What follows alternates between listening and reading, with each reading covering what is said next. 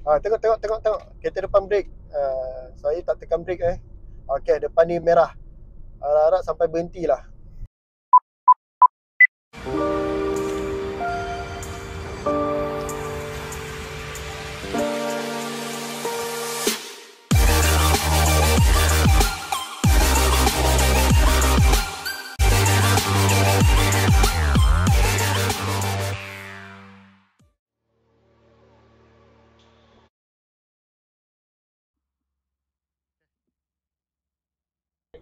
Hai, Assalamualaikum warahmatullahi wabarakatuh. Hari ni Is ada dekat Amberton Cove Golf and Island Resort, semata-mata nak buat review berkenaan HRV-S.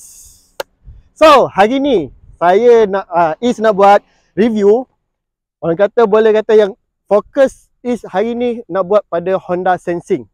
Honda Sensing dah nak cerita sikit kelebihan apa yang ada pada HRV-S. Sebab apa saya buat untuk HRV-S? Sebab ada ramai dengar kata cerita berbaloi ke beli HRV-S ke ni kan? Berbaloi ke tak berbaloi ke? So, Is cuba kupaskan satu persatu macam sama ada kereta ni berbaloi ataupun tak untuk korang beli. Jom. Okay. Firstly, saya nak cerita sikit pasal interior untuk HRV-S ni. Okay. First of all, kalau kita tengok perbezaan yang ketara antara HRV-S, E dengan V adalah dia punya meter cluster dia. So, meter cluster dia agak berbeza. Dia yang ni sama lebih kurang dengan City V-Sense. Dia tak sama dengan HRV-E, V dengan RS. So, dia special sikit. Tapi walaupun HRV-S ni orang consider low spec, tapi dia dah datang dengan Honda Sensing. Itu yang paling best. Sebenarnya itu yang paling best, Honda Sensing. Orang kata sekarang ni dah jadi common, dah ada features macam Honda Sensing ni macam brand lain pun ada dia punya. Tapi Is nak cerita sikit apa kelebihan Honda Sensing Honda ni. First of all, untuk Honda Sensing ni dia ada 3 features utama. Dari 3 features utama ni dia berkembang biak jadi 9 features. Tapi asas dia adalah 3 features utama sahaja. Iaitu yang pertama adalah untuk braking, kedua untuk cruising, dan ketiga untuk lane keep assist. Okey. 3 ni kita kena ingat: braking, cruising dan lane keep assist. So, Is nak cerita discuss sikit apa dia punya kelebihan untuk 3 features ni. Yang pertama tadi braking. Braking ni khas untuk kalau ada berlakunya brake emergency. Kalau kereta kita follow kereta depan, tiba-tiba kereta tu brake emergency, kita tak sempat untuk braking, dia akan bantu kita braking. Daripada 3 yang braking ni tadi dia pecah kepada 3, iaitu tadi forward collision warning. Okay, forward collision warning ni dia just bagi warning je lah. Dia contoh dia kata kereta depan titit, maknanya dia dah start braking, dia dah bagi warning dulu. Tapi bila kereta tu terus memang brake, kita pun makin lama makin dekat dengan dia akan terus apply brake. Itu nama dia collision mitigation braking system. Maknanya dia dah bertindak. Tadi warning, yang ni dia bertindak. Yang ketiga adalah auto high beam. Auto high beam ni pentingnya dia masuk dekat dalam untuk braking ni juga. Sebab apa? Dia membantu pencahayaan waktu malam lah. So kalau kata kereta tak ada clear depan, dia akan bagi high beam. Kalau ada kereta, dia akan tutup high beam tu. So, itu function yang pertama.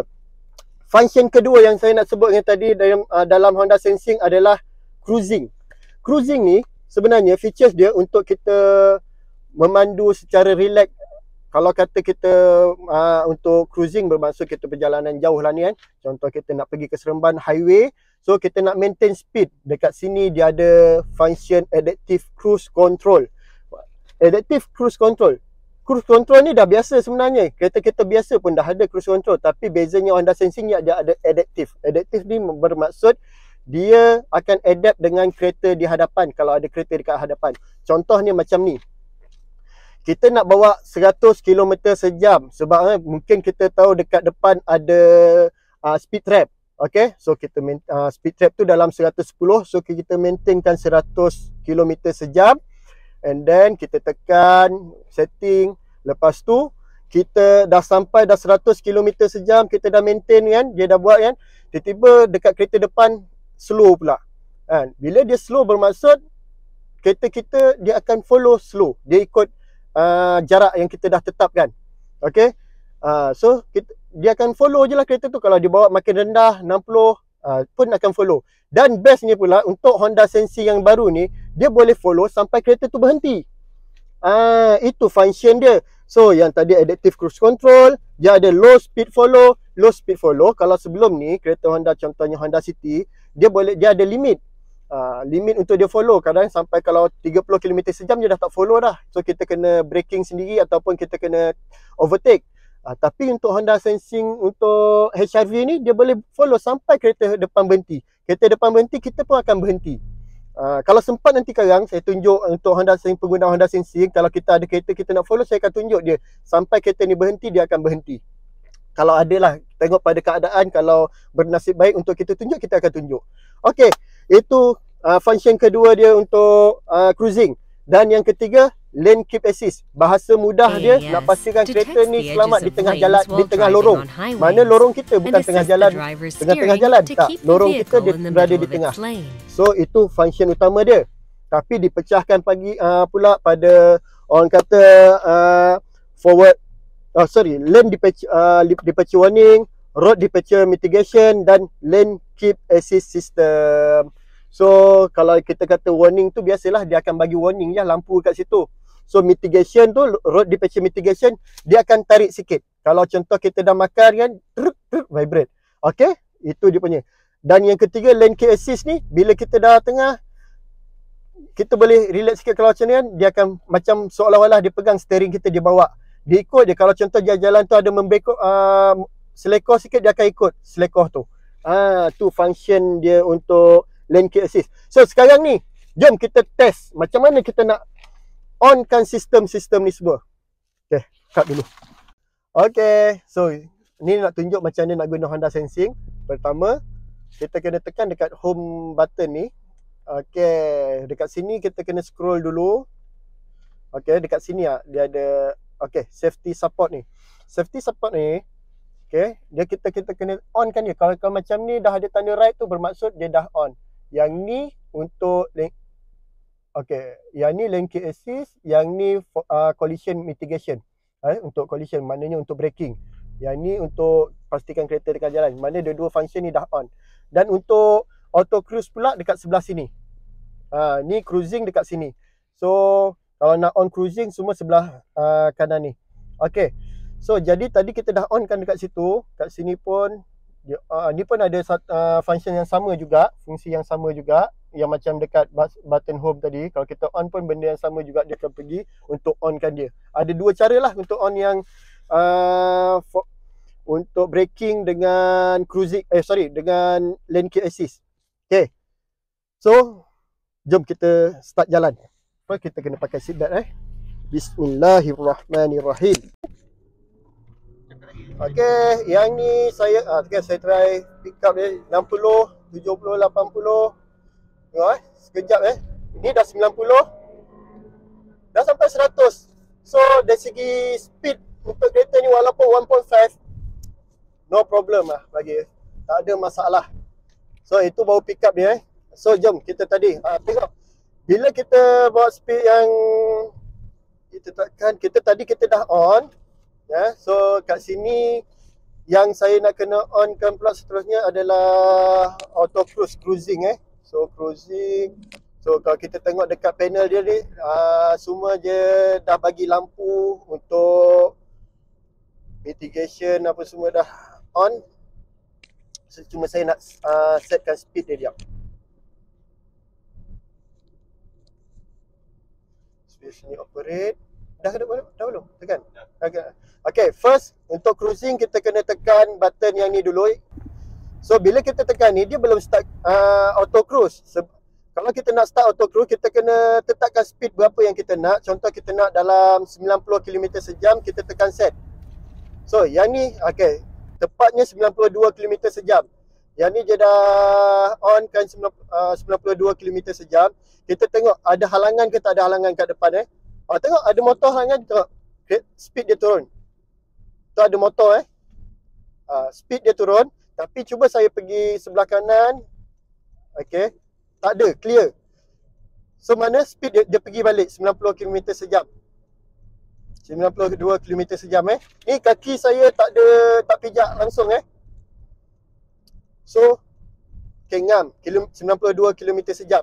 Tadi masa saya motong tadi saya pakai signal, bermaksud dia tak bagi kita boleh potong lane lah. Cuba kalau kita masuk lane tanpa bagi signal, apa yang dia buat.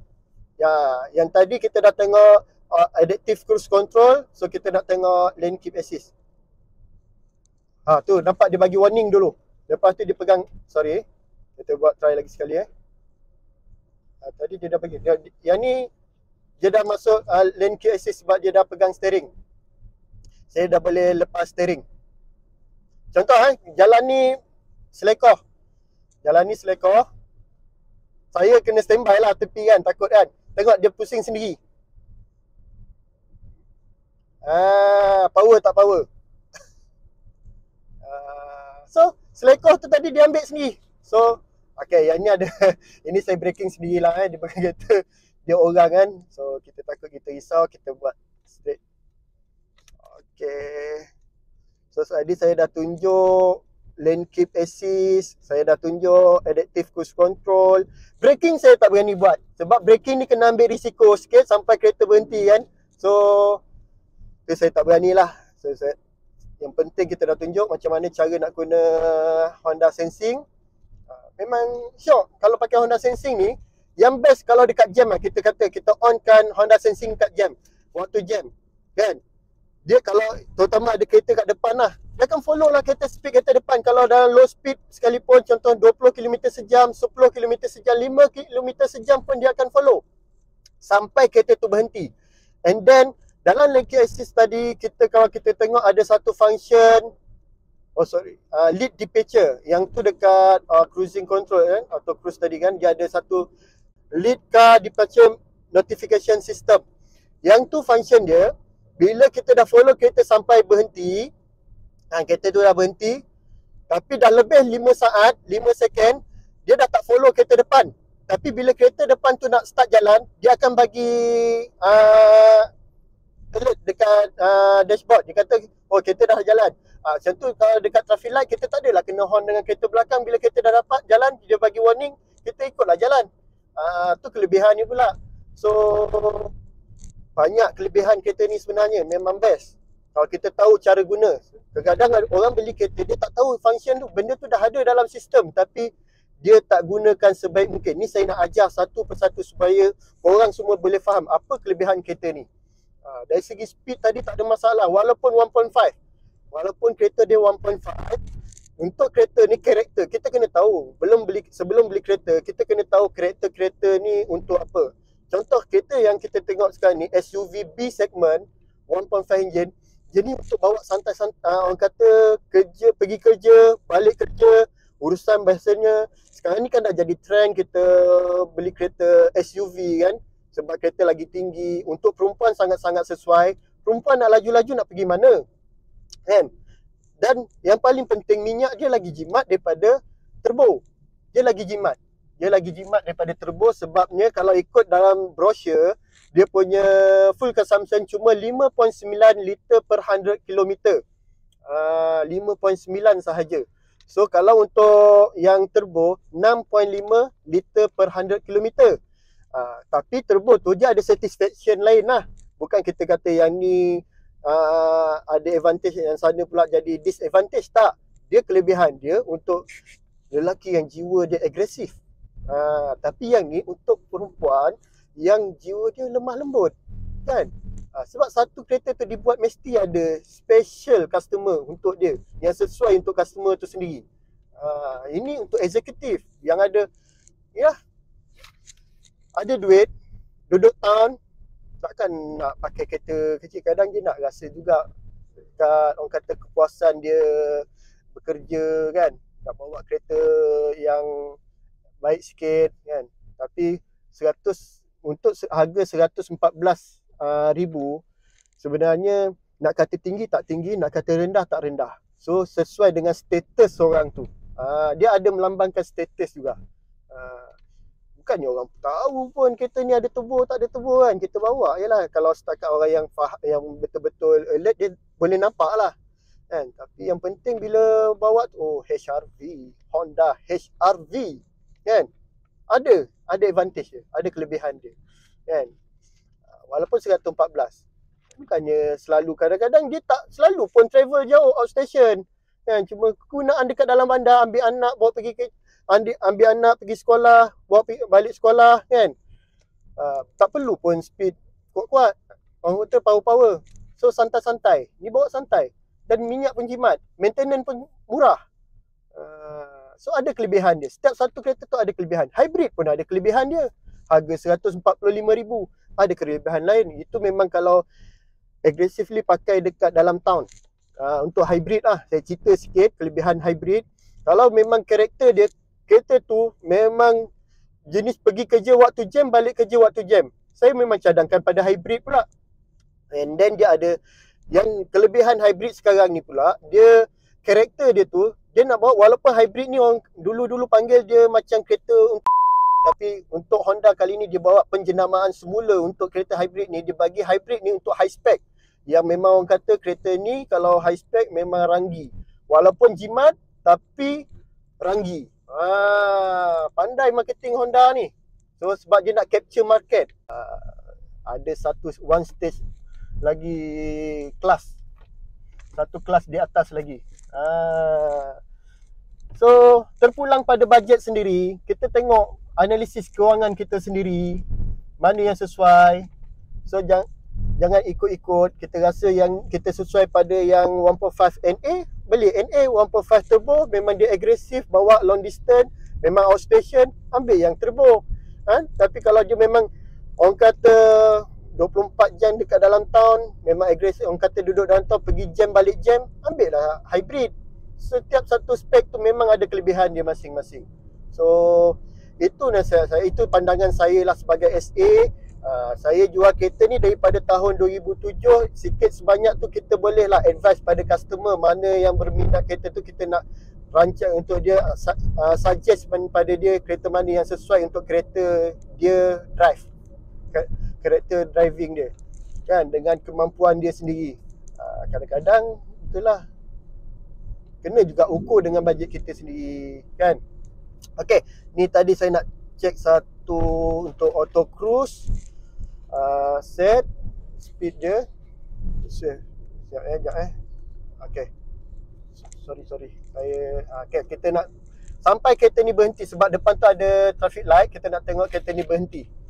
Saya tak tekan brake betul-betul berpandukan kereta dekat depan ni je. Bismillahirrahmanirrahim. Baca doa siap-siap. Dia braking, tengok speed dia berubah sejak 40, 60, bergantung kereta depan. Ni memang saja sampai kereta tu berhenti. Kalau traffic light merah, nasiblah kita dapat ambil. Okey, berhenti tak ni? Ke hijau? Hijau lah. Memang time ni dia biasa kita nak cari, tunggu merah dia akan bagi hijau. Bila kita nak hijau dia akan bagi merah. Biasa tu. Tu biasa. Tapi kita ke depan sikit, kita tengok sampai kita jumpa merah. Macam tak puas hati pula dia tak dapat buat sampai ni, kan. Biarlah alang-alang buat video tu sampai habis. Ini je dah adaptive cruise control lah ni. Yang kita ikut tetapkan speed dia 58 km sejam. Yang ni dah pergi 40. Dia tengok bergantung kereta depan. Ini adaptive yang dipanggil adaptive cruise control. Kalau dekat jam ke ataupun kereta slow, kita boleh je maintain. Kaki kita relax. Kalau kereta agak-agak mengantuk, dia dah ada lane keep assist untuk bantu kita. Lama juga kita nak record video ni, nak dapat keadaan-keadaan tertentu sampai dia berhenti semua, kan. Ni dah berhenti dah ni, tapi tak berhenti habis pula.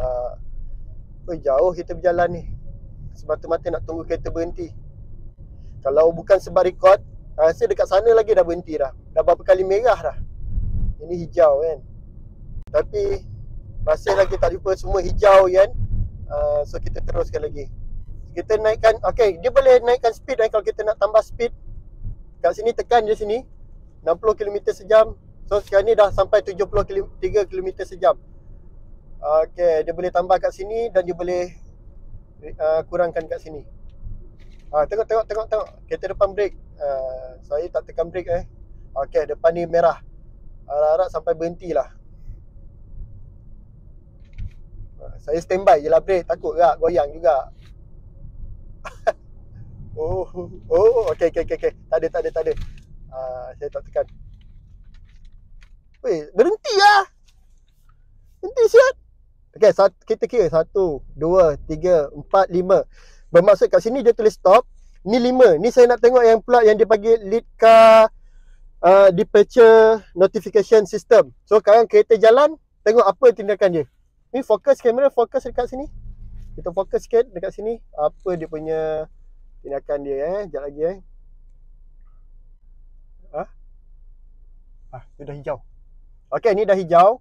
Okey, kita tengok kereta depan dah jalan. Tengok dia bagi warning. Tadi kan. So kita jalan lah. Kena horn sebab saya tak tekan minyak. So kalau kita tekan minyak, kita tekan resume balik. So dia akan, sebenarnya kita tekan resume balik tadi pun tak payah tekan minyak, kita tekan resume balik, dia akan on balik. So okey, jom kita balik. Kita dah cukup full dah Honda Sensing ni, kita dah cover habis.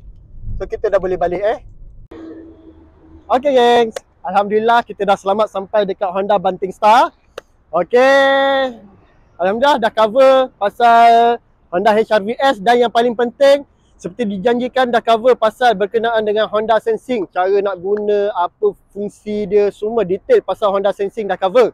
Okey geng, sebagai tanda support korang dekat East, tolong komen dan tolong subscribe channel East Komen lah apa-apa pun. Contoh kata rambut serabai lah kan. Contoh tak kisah. Apa asalkan korang komen. Dan paling penting kalau korang dapat bagi orang kata kritikan membina dekat East Contohnya kata ni terlupa ni, yang ni okey kurang. InsyaAllah makin lama East akan perbaiki video-video East untuk korang juga, bukan untuk siapa kan. At least nanti informasi-informasi yang terkini berkenaan dengan Honda kita dapat sampaikan dekat korang. Alhamdulillah. Dan tanda support korang juga dekat East, kalau ada yang nak beli kereta tu, tolonglah cari East kan. Memang kita cari rezeki dengan jual kereta Honda. Okay. Dan kalau siapa yang berminat, boleh East ada sediakan dekat link kat bawah tu, contact number kan, ada WhatsApp link. Akan datang insyaAllah East cuba buat website untuk korang. Tolong, sebab tu East perlukan support daripada korang. Okay. Kalau mana yang nak tahu, East kerja dekat Honda Banting Star, dekat Banting, Selangor. Walaupun dekat Banting, Selangor, tapi East buat penghantaran ke seluruh semenanjung Malaysia. East dah sampai Terengganu, Kelantan, okey, Perlis pun dah sampai, Kedah, sampai Johor tu dah biasa, Melaka pun biasa, Negeri Sembilan, negeri ibunda saya, memang dah biasa sangat lah saya deliver. Okay, so Alhamdulillah dekat semenanjung ni semua negeri dah sampai. Okay, gengs, guys, tolong. Okay, terima kasih banyak kerana support. Assalamualaikum warahmatullahi wabarakatuh.